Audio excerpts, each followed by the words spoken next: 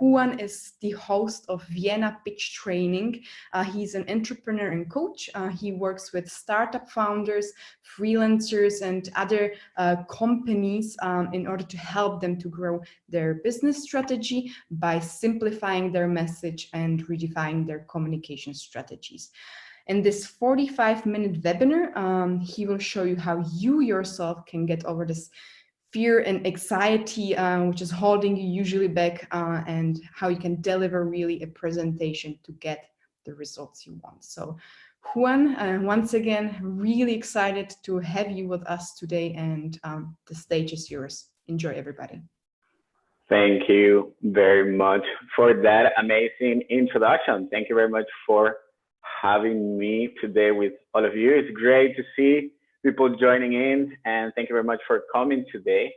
Now, before we get started, I have a very big question for you, and I'm gonna test you, okay?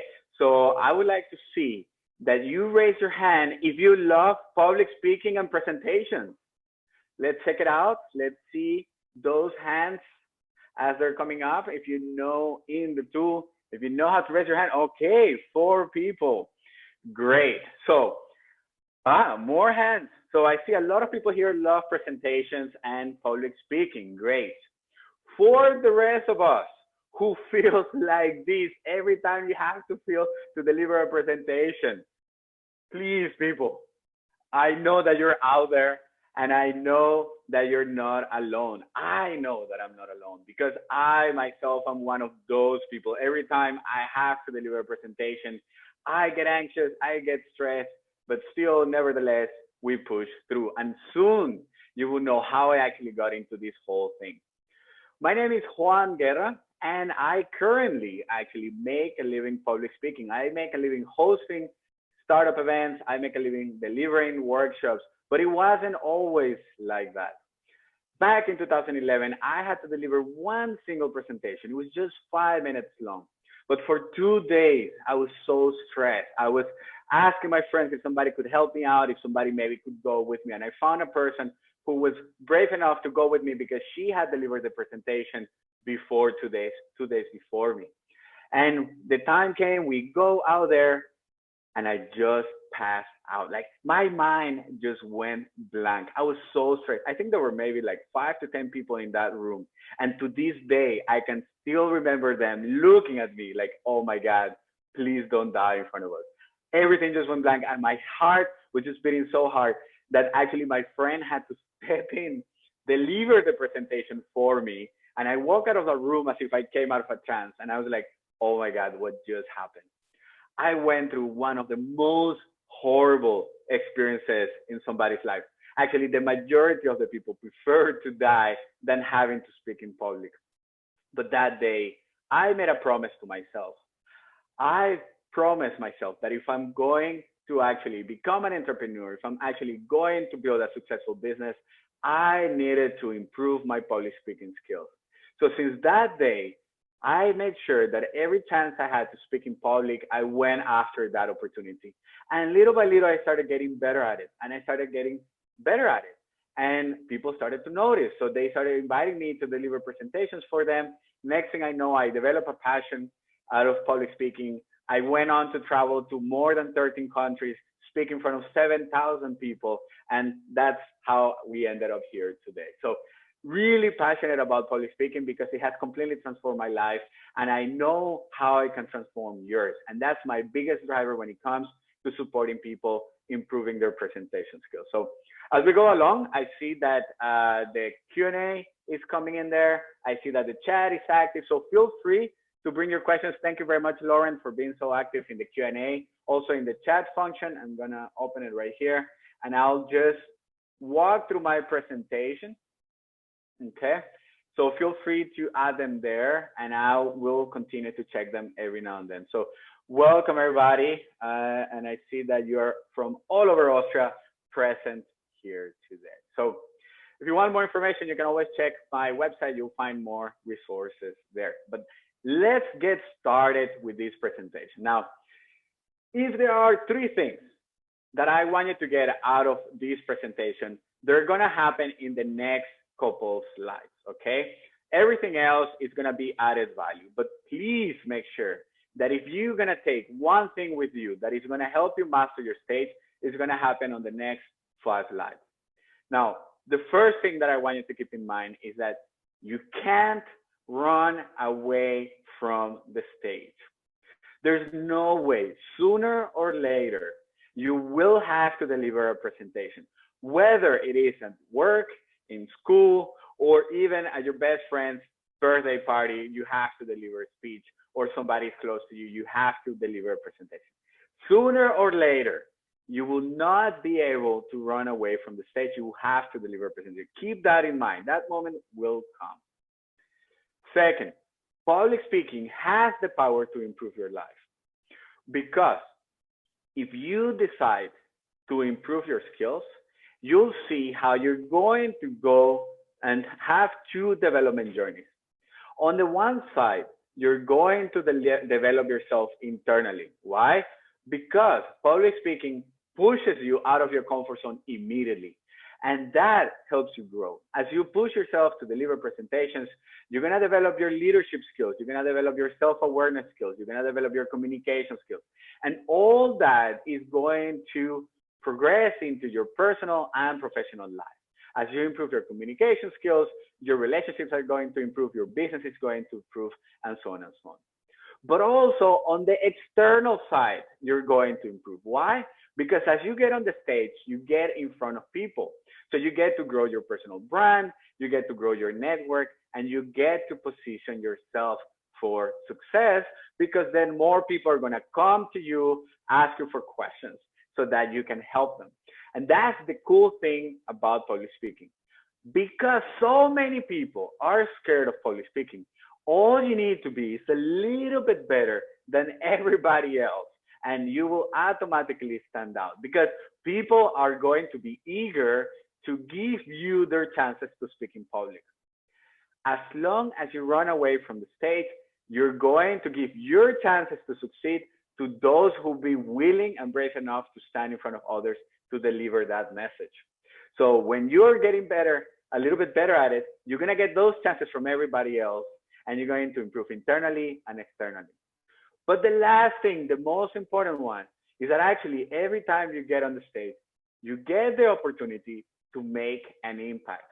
And what's best about it is that it is exponential, because now the conversation is not one-on-one, but it's one to many. So you can actually impact the life of more and more people at once. So as you can see, public speaking is extremely valuable. It's extremely unique, not only because you get to develop yourself internally, but also you get to have an impact in your society and in our world in general. So public speaking is key, because it's what's going to get you to the next stage. Now, obviously, we need to change the way that we see public speaking if we are going to jump into the cold water. And the first thing is to actually understand that you, as a speaker, you have a different role. Because when you stand in front of others, you're now the leader of that group. You're now the leader of that space. And you need to keep in mind that, yes, you're going to feel anxious. Yes, you're going to have fear and you're going to feel stress. But that's completely normal. We mainly feel stress is because we are about to walk out of our comfort zone. We're going to be vulnerable. We're going to put ourselves on the spot. And we feel afraid of being judged. So the first thing that I want you to keep in mind next time you're dealing, that you have to do a presentation and you get overwhelmed by anxiety, think about the last time you were in the audience and you sat there and somebody came on stage. Chances are that you really didn't pay that much attention. You actually didn't probably care much about them. And that's exactly the same way your audience feels about you. They're not there to see you fail. They're not there to plan that your slides crash or that you forget what you're going to say. They actually want to see you succeed, because public speaking is a performance. And when people show up, they expect to be entertained. They expect to go through an experience. It has nothing to do with you. It has actually everything to do with them. And I'm going to tell you why in just a little bit. So the first thing, in order to overcome that anxiety, is to understand that nobody's there for you. They're not there to judge you. And actually, your audience is your biggest supporter. They're actually on your side. And one little exercise that you could do to improve is you could do visualization exercises. So obviously, you gotta practice. You gotta practice as much as you can. Many times I see speakers that they decide to jump into the water without practicing their slides. They feel that the more they practice it, the more important it's going to feel, and therefore more overwhelmed they're going to be by their emotions. And yes, that is the case. But if you practice more than that, then you actually are going to overcome that little anxiety break, and you'll start becoming more and more calm with your presentation.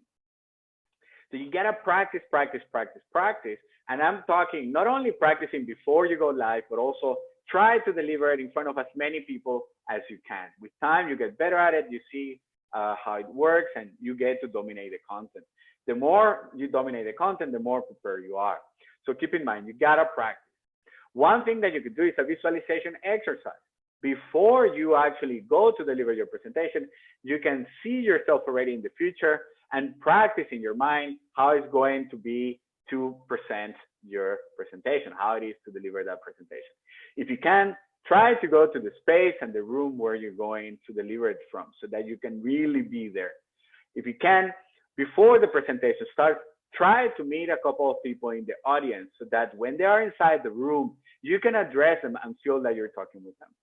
One thing that I like to do very often, on top of that, those things that I recommended you, is that I like to imagine that I'm actually at home in my living room, talking in front of a group of friends that I haven't met yet. And this really helps me calm down. Because at the end of the day, your role as a speaker is to create the space. You actually get to set the space in which you're going to deliver that presentation. And the more comfortable the audience feels with you, the more you're going to be able to engage them, to build trust, and persuade them to take action on your idea.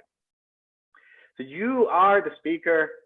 These are a couple of things on how you can work with the anxiety, but I have to tell you one thing.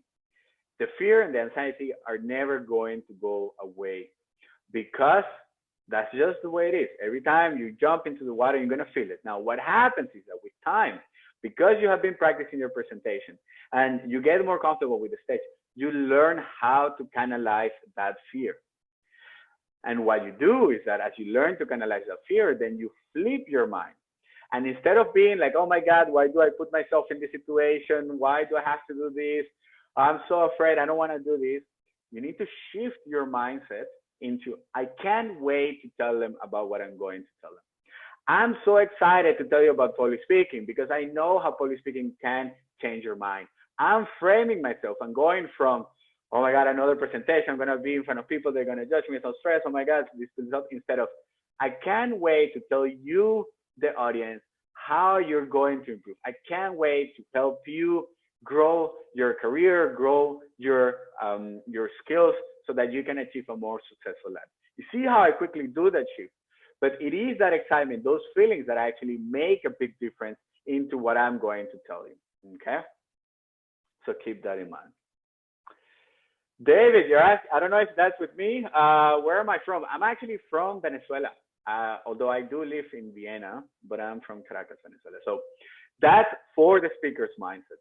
Now, the next thing I'm going to give you, I think that this is the reason why most presentations, well, there are many reasons why most presentations suck, but you have a key thing as a speaker. And it is a very simple thing to avoid. It's a very small mistake, but so many speakers do it. And it is this. I don't know if you have heard of the hero's journey, but Joseph Campbell wrote a book called The Hero of 1,000 Faces. And what he did is that he analyzed all the stories throughout time. He found that all the big stories throughout time follow one particular journey. In every story, there is a hero. And that hero is sitting at home in the state of peace. Now, something happens that changes that piece. And that hero now is wondering, should I do something about it? Should I venture into the world and try to solve this problem? They start asking their friends, nicht so gut, aber ein bisschen. Ja? Ich kann diese Präsentation auf Deutsch nicht machen. Es geht nicht. So you go and the hero is thinking, should I solve this problem? Should I venture into the wild? This person starts asking other people out there and suddenly meets a mentor. And that mentor is the one that gives them the push. And then they go into this unknown world where they have ups and downs and they try to solve that problem. Eventually, they solve it. They come back to the beginning and now they get to live their life happily ever after. Where people make the mistake is that when you are presenting this journey, it is happening all the time.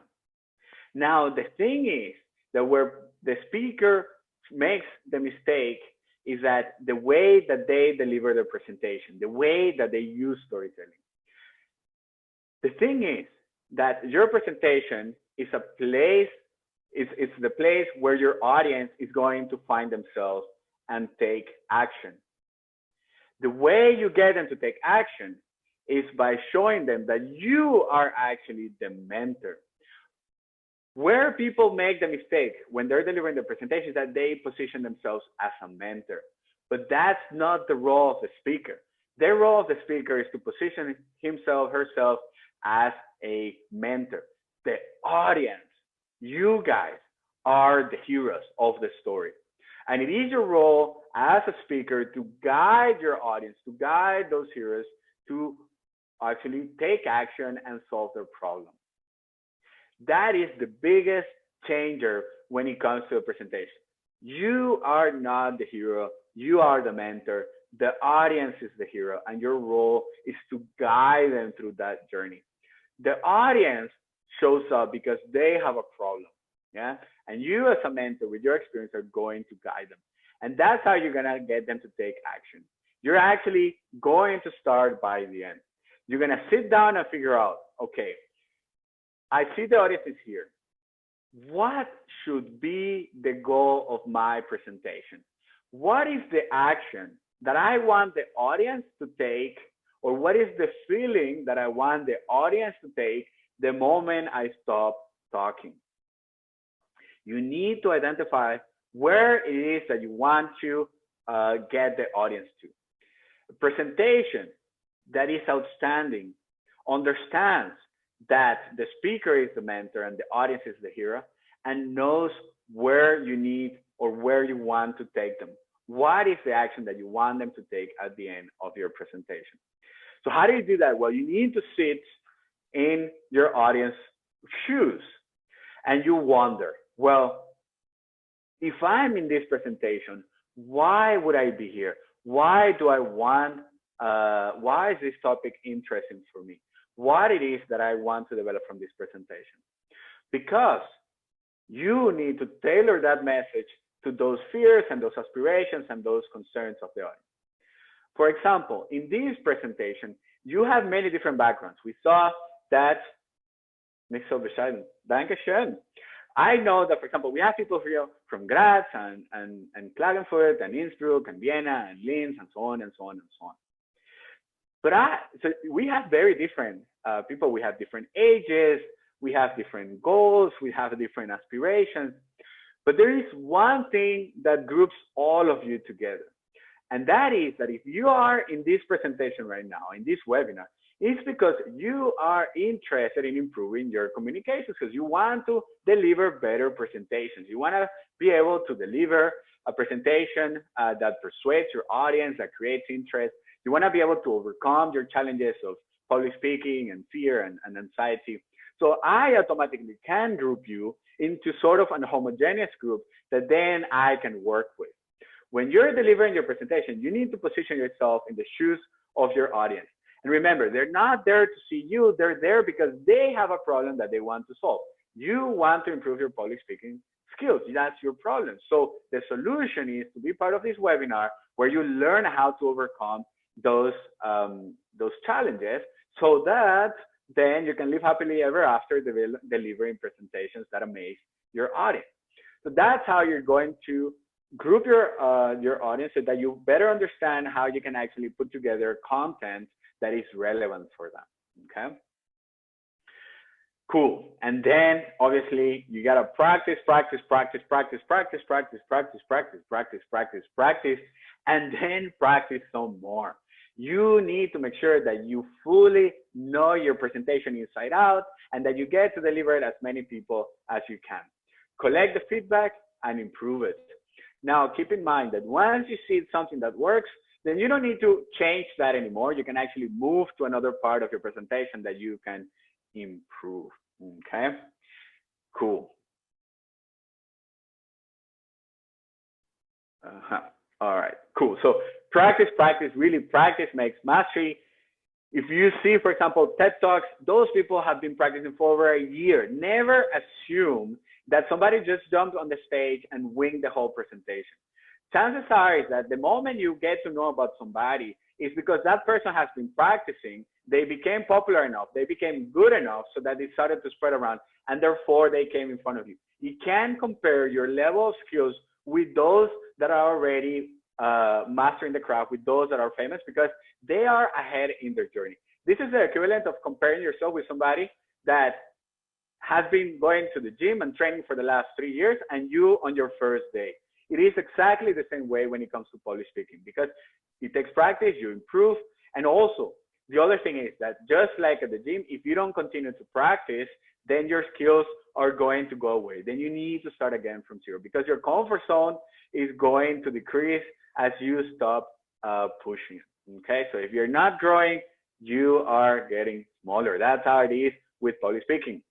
Great.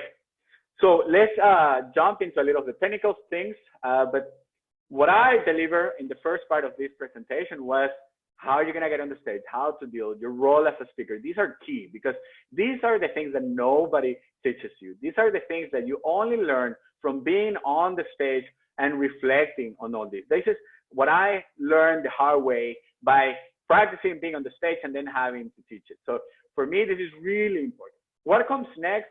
These are the things that if you look on YouTube, you're probably going to find a couple of tips here and there that are going to help you. But really it is that first part, that role of the speaker, that is going to make a difference. Remember, be a mentor, not a hero. The audience is the hero. That's key. It's a small thing, but it makes a big difference in your presentation. So one thing I'm going to tell you is, do not write your presentation down. Do not write the whole thing down. Why?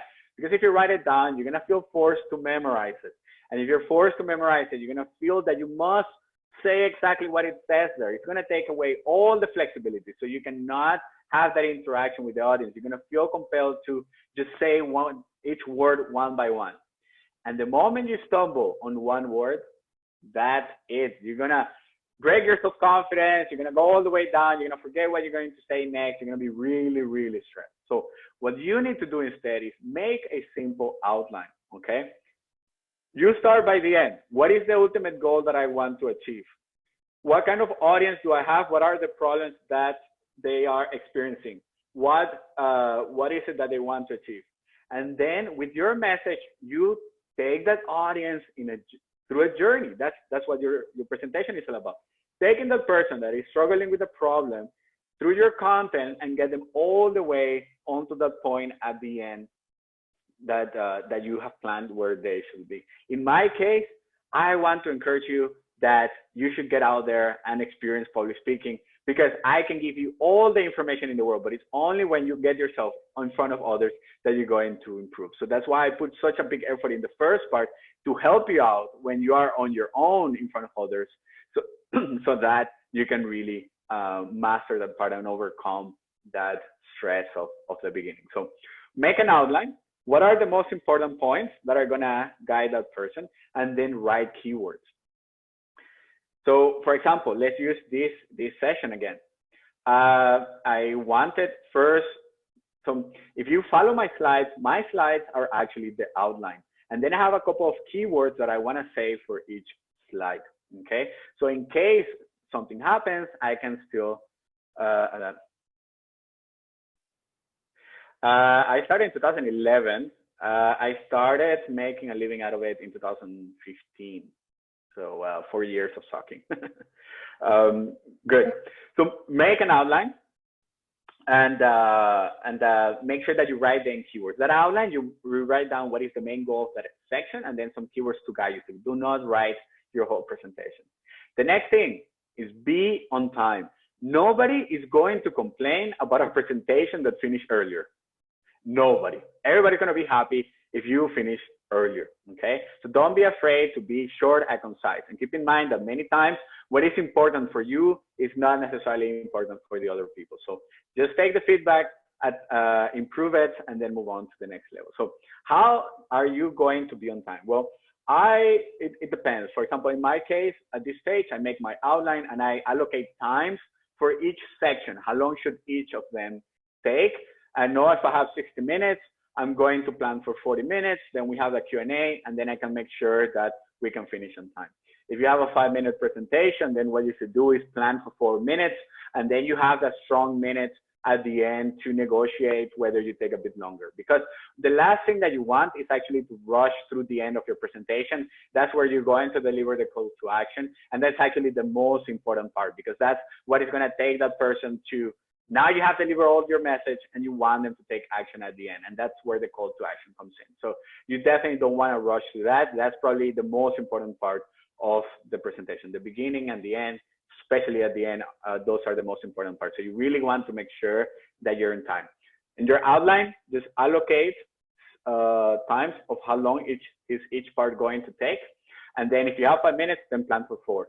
If you have 10 minutes, then plan for 8. You know, make sure that then you can finish on time. Nobody's gonna complain if you finish early. Cool. Do you have a summary of this process planning to download? Well, the session has been recorded, and you're gonna get the recording of this, so you can always go back through it. One of the things that I want to do, I would love to do, is actually turn this into a little transcript and put everything together into a guide that then I can give as an output. So there you go, Lauren, about what you're saying. All right, so be on time. Right now, obviously, we have a big limitation, which is called not being able to deliver presentations in public. But I'm going to give you a couple of pointers that I found are quite relevant, especially when you're speaking in front of others. Now, by the way, I've noticed that also in even delivering these webinars, you still have a little bit of anxiety before you get to speak. So it is still a bit stressful. It's still pushing you out of your comfort zone. But let's go over a couple of body language tips, and I'm going to start with the feet. So many people ask me, what should I do? I would love, many times you see comedians or you see these very nice speakers that whether they stay in one place put or then they walk the stage, and that makes them look so professional how they go from one side to the other. And so, well, the first thing I tell you is do not hide your body behind anything. Avoid at all costs to stand behind a podium, behind a lectern, behind a table. Try to avoid putting things between you and the audience. As I said, you want to build that connection. You want them to be able to see you. Laura, we'll get there soon after this. We're going to talk about the slides and all that. So you definitely want to eliminate any barrier between you and the audience. And then obviously that means that they can see you. So let's start with the feet. Yes, ideally, the first thing that you should try to avoid is this thing that I call the crazy leg, where you have your knee is like shaking, or you are rocking your hips from side to side, or maybe you're walking back and forth as the salsa dancer that I see very often, that you go back and forth all the time. The first thing, the challenging is that you can coach your hands, but it's really hard to coach your feet. Yeah. So the first thing I would tell you is if you're really stressed, just try to stay in one place. Imagine that you're in a little square, stay there. And if you're really, really stressed, then you can clench your toes. Normally, especially in winter, nobody's going to be able to see your toes, but you can clench your toes, and that's going to force you to stay in place. Okay. With time, as you get more comfortable with the stage, then you can experiment going from one side and then standing there for a while and then talking to the audience, and then going to the other side and standing there and talk to the audience from the other side. So if in the beginning, if you're very stressed, yeah, clench your toes. That's gonna be a hidden secret. Nobody's gonna be looking at your toes. Everybody's looking above, or probably they may be just even looking at the screens on their computer, if you're in a class, or their phone. So you can clench your toes. That's that was a very good trick in the beginning. Then with time, you can walk to each side. And I want to tell you one thing is that if have you heard of the expression "you're my right hand"? It's because we feel more comfortable with our right side. So I encourage you that if you're standing on the right side of the stage, that means the audience is going to be mainly on your left side. You are more, you're going to be looking at the right side more than to the left side. So you want to stand on the left side. So when you're on the stage and you're looking at the audience, you want to stand on the left side actually. So that way, as you look to the right side, you're able to look as many people as possible so that the audience feels engaged. Don't look at the back of the room. Actually look directly at people, yeah? Feel them, and so that they feel that you're talking to them. So you can walk and try to stay more on the left side. The next, if you're a student, what you want to do is that you want to sit mainly on the right side of the classroom, because the professor is going to be mainly looking in that direction. And then chances are that they ask questions to the other side of the group. So just a little thing for you to know, that chances are there's a higher possibility that the professor would ask questions to the people sitting on the left side than on the right side, just because they're looking more to the right side. And then they ask the questions to the left side to keep the audience engaged. Anyway, hands. It is completely okay to keep your hands by your pockets, okay? It is really okay. If your goal as a speaker is to make your audience feel as comfortable as possible with your presentation, then you should really treat this as a conversation. And the best way to know what to do with your hands is next time you're having a conversation with somebody, try to be aware of how you use your hands, because that's exactly how you should use them when you're delivering a presentation. You'll see that you don't talk with any of your friends holding your hands like this. You don't talk to your friends holding your hands in front of you and then, addressing. That looks strange. That automatically makes the person see that there is something strange about the way that you're communicating.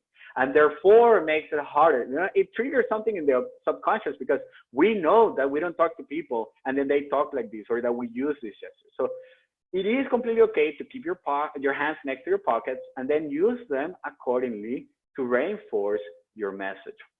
You can use it very naturally to support your message, actually. So let's say, for example, you want to say, yesterday on Thursday, I ate pizza. Today, Friday, I eat pasta. And tomorrow, Saturday, I will eat a burger. If I go back to this point, you know that this was yesterday, and you will remember probably what I said that I ate. If I go to the middle, then you'll see that this is Friday, today, and then Saturday. You can use your hands actually to support and deliver a lot of your message for you. You can even stand on each side and then reinforce. Or if you want to create different characters that people can follow, you can use your hands and reinforce. So I normally don't tell you what you shouldn't do, because I don't tell you what you should do, because we are different cultures. We have different ways of expressing ourselves. And if you're doing things that don't feel comfortable, then it's going to show, and that's going to create a distance with the audience. But there is one thing that I'll tell you that you should definitely avoid at all costs. You should avoid at all costs pointing at your audience. The moment you start pointing at your audience, it looks like you are giving orders to them. And guess what? Nobody likes to be given orders. What you should do instead is that as you communicate with them, try to show the palm of your hands as much as you can. These are the two things I'll tell you that you should do as much as you can. Besides that, it is okay to keep your hands next to your pockets. Try to avoid putting them inside, because when you put your hands inside your pockets, that means that you don't want to be part of the conversation. Try to avoid also crossing your arms, because that is going to shame your mind, your mindset, and it's going to make it a bit harder for you to connect with your audience. You can also read your audience by the ways that they're expressing their body language, but I'm not going to go deep into that. I can maybe share a book that you can learn a lot more about body language. And next thing is your face. Obviously, feel free to smile. But don't be creepy. Yeah, don't force it. It's okay to express yourself and connect with your audience. Look at them. We like to be looked at when somebody's talking to us. Also, when you're talking to them, they'll know that they should stay in the conversation because you're talking to them. So don't look at the back of the room or into the sky. It'll be very weird if I deliver my whole presentation just looking somewhere into the side. You'll be wondering, where am I looking at? And then you stop actually paying attention to me. You start.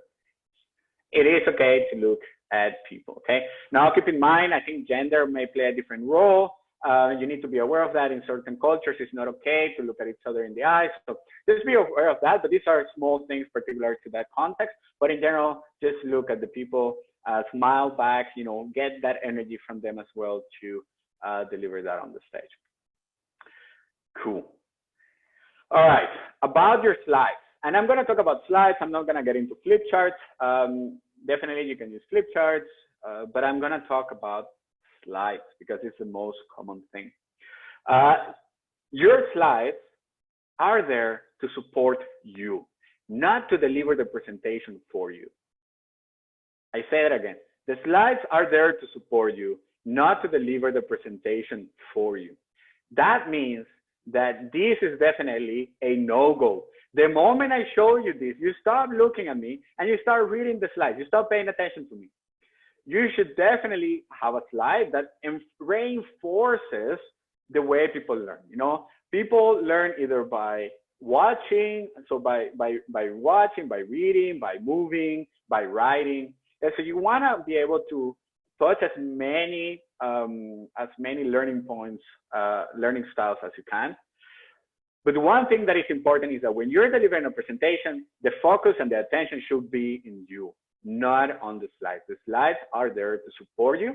And in your case as a speaker, they're there to become your outline, yeah, reminding you through each point that you're going to cover. But from the audience side is to reinforce what you're going to say. So that's the first thing. How you use slides, they're there to support you, okay?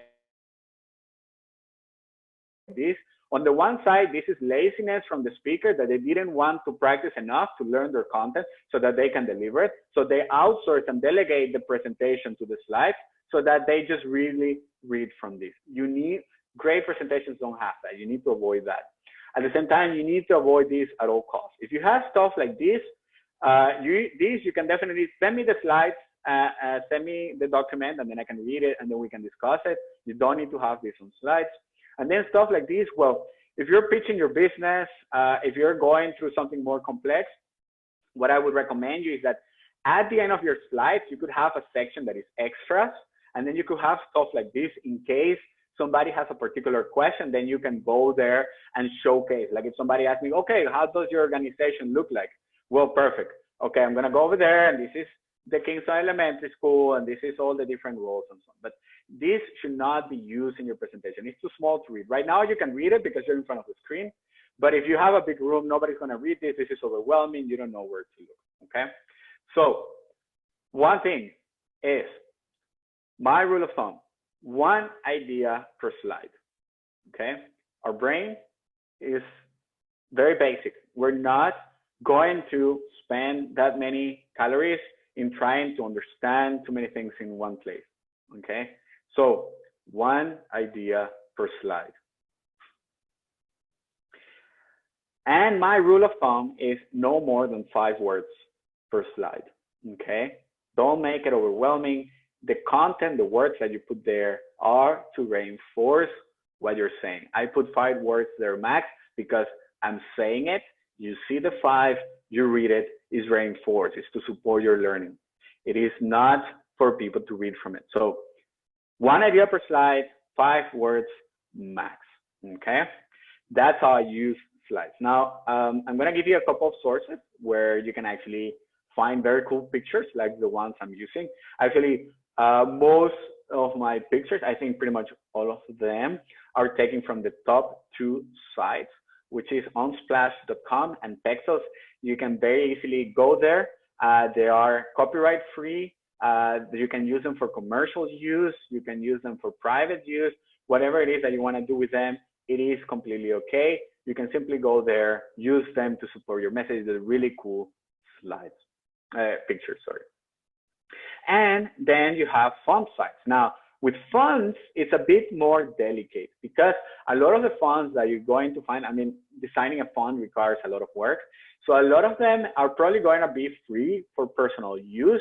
But if you want to use them for commercial use, like you want to make an ad or a poster that you sold or a project for a client, then you're going to have to pay a license. So you need to watch out when you download these fonts, if they require a license or not. But anyway, these are cool places where you can find cool fonts for your slides.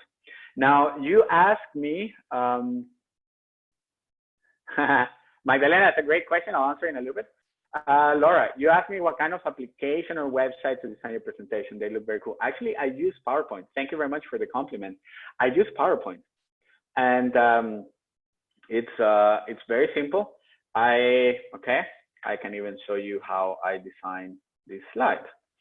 So, no, wait,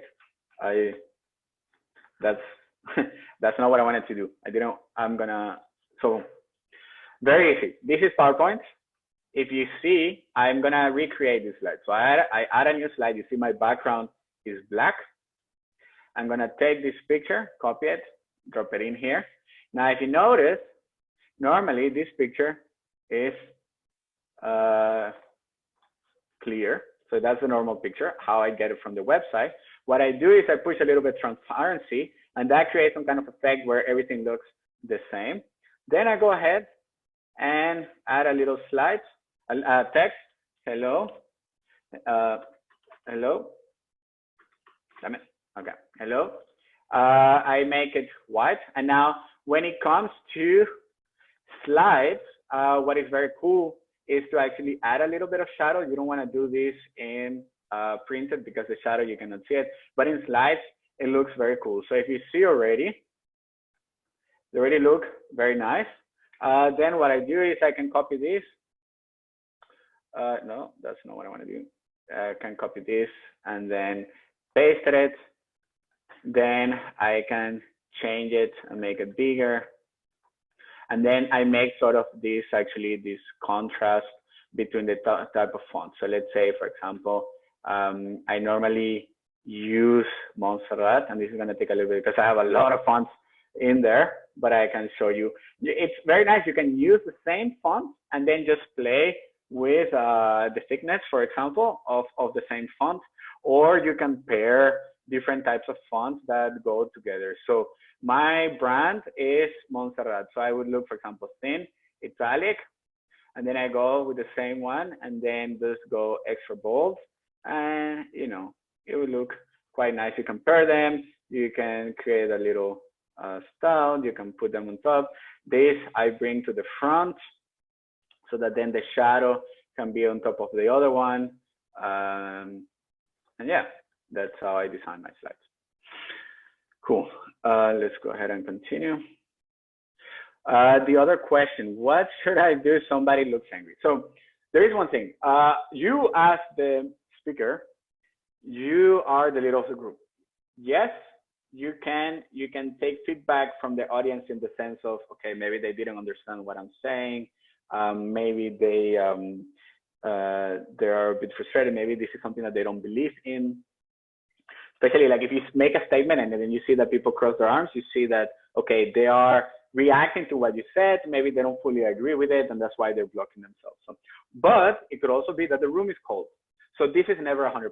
But if you look at somebody and they look angry, first, it could be that they're really focused on what you're saying, and they're really paying attention. For example, when I'm focused and I'm working really intensively, people start asking me like, what's wrong? Because I'm normally smiling and now I'm really concentrated, and then I look angry. Chances are is that they're in a whole different place, okay? You can't take feedback.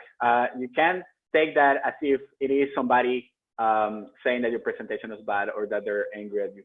If you're talking and then suddenly the first 10 people stand up and go, it could be that they're part of a class and it is their time to go. It could be that they have a meeting and they need to go. You can't take that as feedback that your presentation is bad.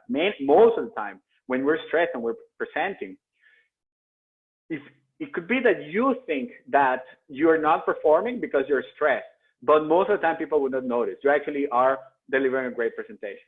And this is also why I recommend you not to practice in front of the mirror. You are your biggest critic.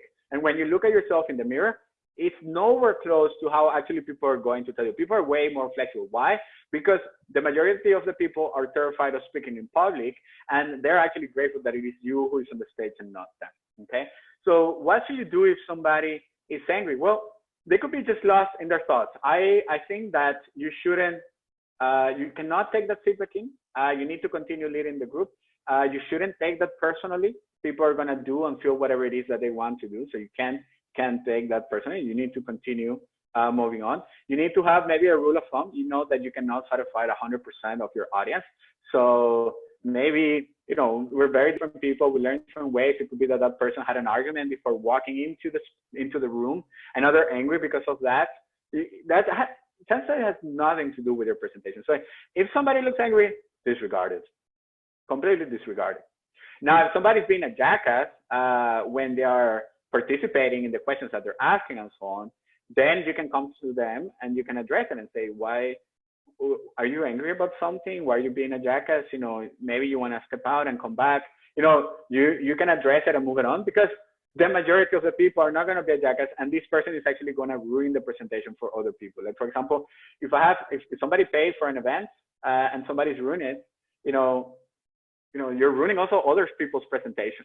Okay, so you can actually rally the audience against that person and turn everybody against that person. It's like, look, guys, you came here expecting a presentation, and that person is ruining it for you guys. Like, I know the content. You know, I don't need to learn this. It's about you guys. So you can easily turn everybody against that person that is being a jackass. You can easily address that. So, but you should definitely address it. There's nothing worse than you ignoring this person. Okay, because you need to keep control of the space of the audience. So you can definitely address it quickly. This is why the professor, when they see that you're talking in a group, they automatically address it. You have something to share. They put you on the spot, because you need to control this so that it doesn't get out of control. Next thing you know, if you're not controlling this, you lose control of the class.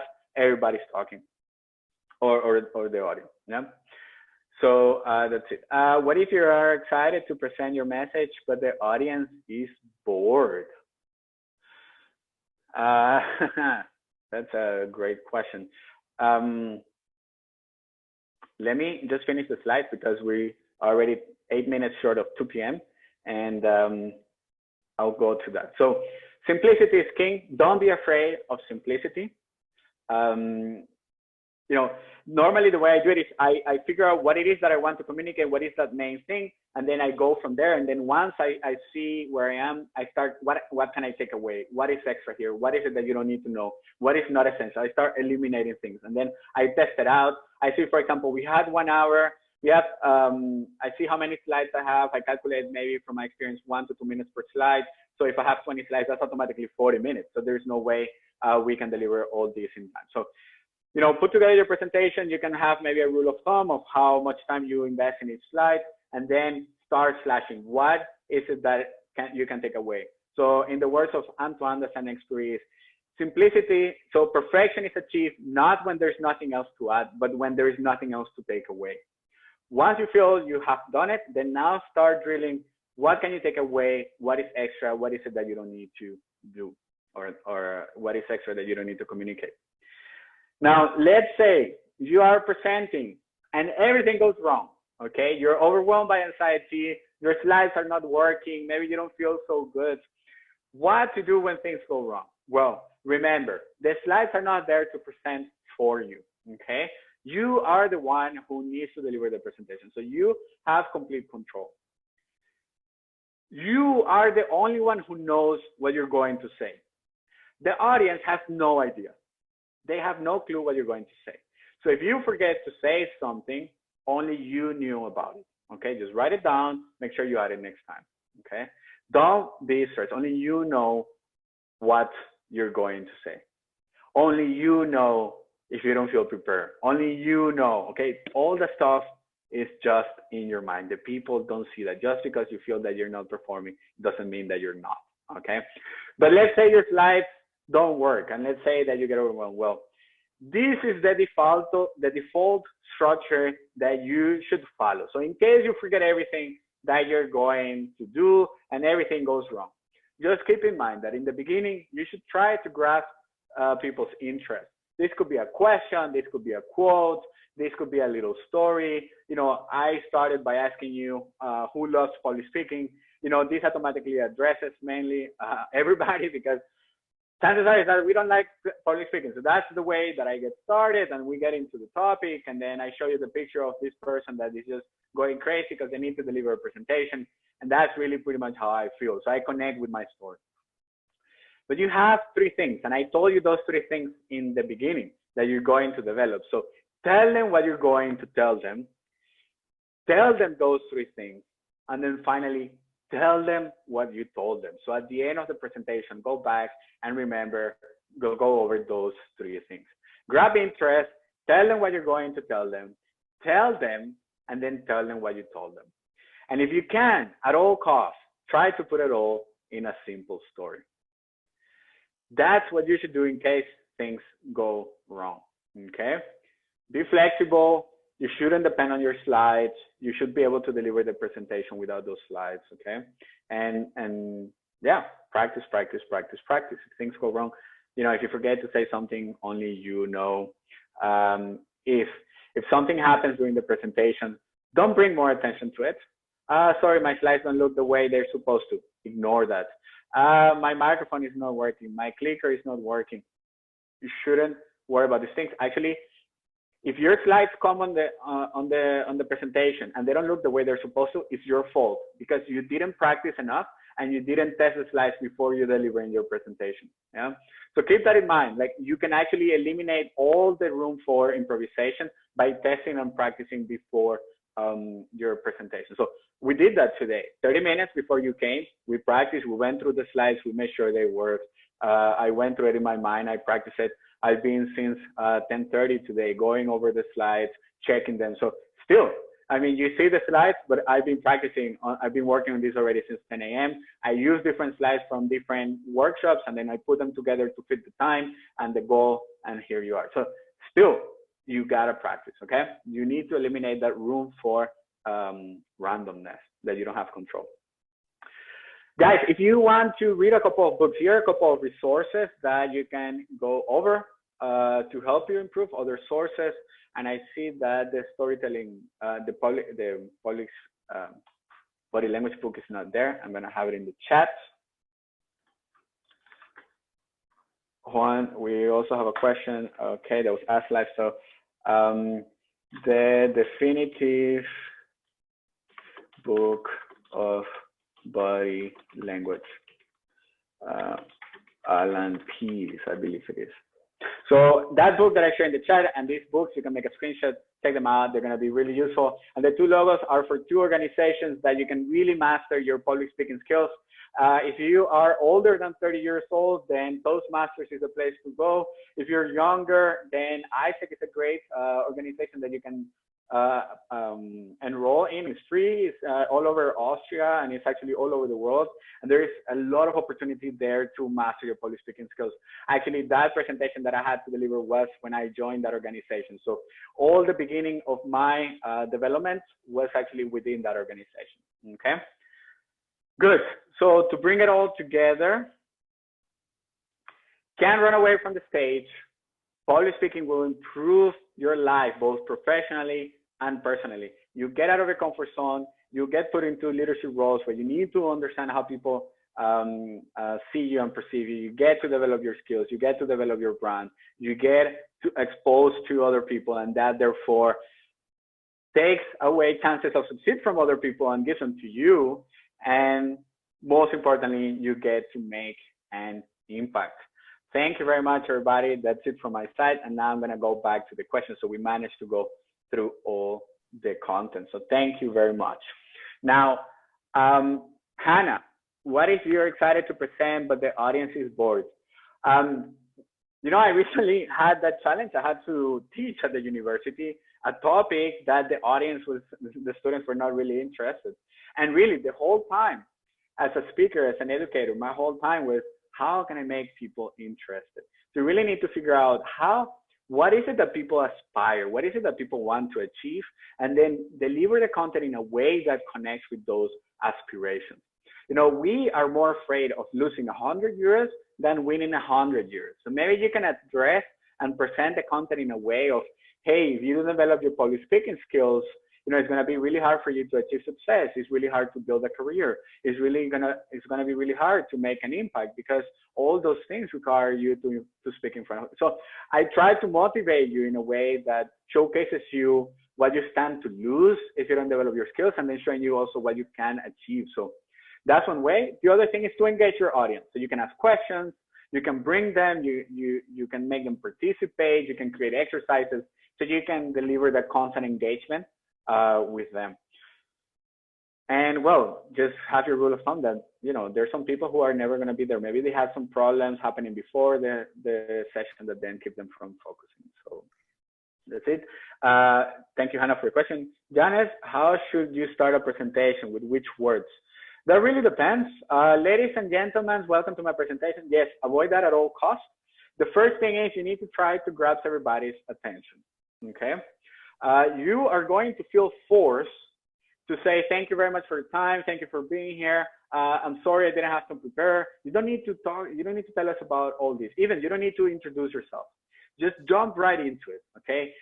Do whatever it is that you want to do. You can deliver the quote, you can deliver the question, and then once you get people interested, then you can tell them who you are, what you are. Look, I didn't even tell you where I'm from. I barely said my name, but it was more for me to showcase that I have also struggled with public speaking, and I managed to make my way through, not because of me, but it's because you. Remember, I'm the mentor, so I'm showing you that I've been in that position, and I want to encourage you, motivate you to go over that. So don't say those things, just jump directly into it. You can address those things later, Janice. And One more question, actually, from Laurent. I think he already left, but still, I think it's a very interesting question. What was the breakthrough opportunity that allowed you to actually make profit from being a presentations coach or doing the presentation? And what would be a good advice if one wants to do this as well, assuming that she or he has the skills, but not yet the demand? Yes. So what everybody recommends, and I would tell you, is start charging sooner. That's one thing. So, but, doing something you're passionate about has a double-edged sword, because you're willing to do it for free. And that's really a challenge, because how do you manage between doing something that you love, but also you got to pay rent, and you want to, you have to pay for things. Now, there is a key thing here to keep in mind. The moment you start getting paid by doing things that you love, it goes from being something that you're passionate about and becomes a job. Keep that in mind, okay? So you need to balance between those two. And the next thing is, because you've been doing something that you love for free, when you get paid for it, it feels strange. It feels that you shouldn't be getting paid because you haven't been getting paid for a while. So I think that you should definitely have a strategy in place, because what happened with me was that I developed this passion along the way. And this is why I believe that it's not that you say my passion is this and then you go and do it, because you're operating in the dark. Actually, I think that you create your passion. You build it up as you start getting better with things and you start seeing success with things. You get motivated, and then you continue to build on that. Just like when you go to the gym, you start getting better at it. It gets easier. You see improvement in your body. You keep going. It becomes a passion. It's the same thing with public speaking. So as you start seeing that you get more gigs, there is always the thing of, well, there is going to be exposure, and you can get paid with exposure. And also at the same time, events. You got two types. You got organizations that make a living by doing events. They don't have a budget, and they're going to try to cut their budget as much as they can. And then you have companies that are doing events for marketing purposes or internal employees things. That's where the money is, okay? So you need to develop a strategy between, you will have to do stuff for free, because if the gigs are not, the paid gigs don't come that often, you're going to lose your skills. So you want to stay on top of your game and being in front of other people. So those gigs are also good. To develop your skills, those free gigs, because obviously they're more often than the paid ones. So that's a good thing. And then you identify, so you need to figure out what's your business model. Where do you make the money? For example, do you deliver stuff for free and then you make your income in a course that you sell? So maybe you do the moderation for free, but you actually capitalize on that audience when they come into your email marketing, and then you sell them a course later. That could be one thing. Or you work on coachings and you work on one-on-one. So you really need to figure out, you need to treat it as a business, okay? And you need to be strategic about that. And then you need to play around. Actually, I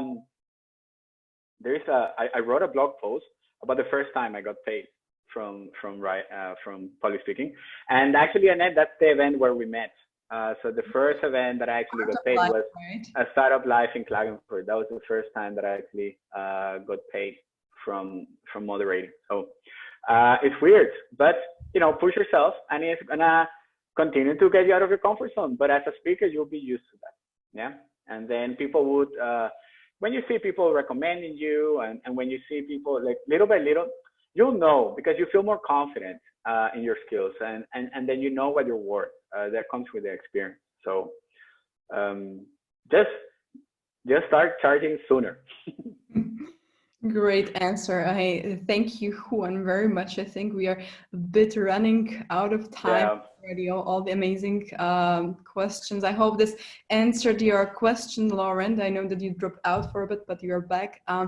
But anyways, I also want to say that this whole session is recorded and is going to be published online, so you can rewatch it. It's going to be published also with all those points. Also, you, Juan, can share any links that you want to, because Juan also is offering, as he already mentioned, courses online for public speaking. So if you want to improve your public speaking even more, I would just encourage you to check Juan's things, and yeah, just sign up and see.